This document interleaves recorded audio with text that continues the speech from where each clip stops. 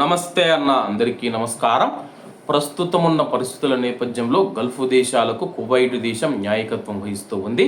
వివరాల్లోకి వెళితే ప్రాంతీయంగా కొనసాగుతూ ఉన్న పరిణామాలకు ప్రతిస్పందనగా కువైట్ తన దౌత్యపరమైన సంబంధాలను ముమ్మరం చేసింది. ప్రాంతీయ మరియు అంతర్జాతీయ భద్రత స్థిరత్వాన్ని బలోపేతం చేసే ప్రయత్నాలకు మద్దతు ఇవ్వాలన్న తన యొక్క నిబద్ధతను పునరుద్ఘాటించింది. ఈ నేపథ్యంలో కువైట్ విదేశాంగ మంత్రి Sheikh Jaber Al Ahmad Al Sabah Gulf దేశాలలోని కీలక ప్రతినిధులతో పలు ఉన్నత స్థాయి టెలిఫోన్ చర్చలు జరిపారు. వీరిలో ఖతారు ప్రధానమంత్రి మరియు విదేశాంగ మంత్రి Sheikh Mohammed bin Abdul Rahman bin Jassim Al Thani గారు, సౌదీ అరేబియా విదేశాంగ మంత్రి ప్రిన్స్ ఫైసల్ బిన్ ఫర్హాన్ గారు, యుఏఈ ఉప ప్రధానమంత్రి మరియు విదేశాంగ మంత్రి Sheikh Abdullah bin Zayed Al Nahyan గారు పాల్గొన్నారు.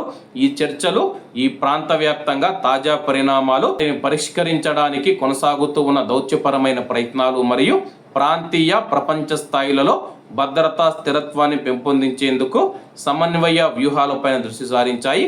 యుఏఈ విదేశాంగ మంత్రితో జరిపిన సంభాషణలో యుఏఈలో జాతీయ ఐక్యత స్థిరత్వాన్ని దెబ్బతీసే లక్ష్యంతో జరిగినట్లు వస్తూ ఉన్న వార్తలను, ఒక ఉగ్రవాద కుట్రను షేక్ జరా గారు తీవ్రంగా ఖండించారన్నమాట.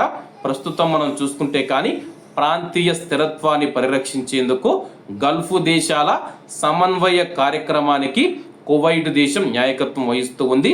పెరుగుతూ ఉన్న ఉద్రిక్తతలు, భద్రతాపరమైన ఆందోళన నడుమ ప్రాంతీయ మిత్రపక్షాలను సమీకరిస్తూ ఉందన్నమాట. ప్రస్తుతం మనం చూసుకుంటే కానీ కువైట్ దేశం నాయకత్వం వహించి అన్ని దేశాలను ఒక చోటికి చేర్చి అలాగే ప్రస్తుత పరిణామాలపైన చర్చించి కీలకమైన నిర్ణయాలు తీసుకునే విధంగా కువైట్ నాయకత్వం వహిస్తూ ఉంది. కాబట్టి అందరూ బాగుండాలి, అందులో మనం ఉండాలి. అందరికీ నమస్తే అన్న, జై హింద్.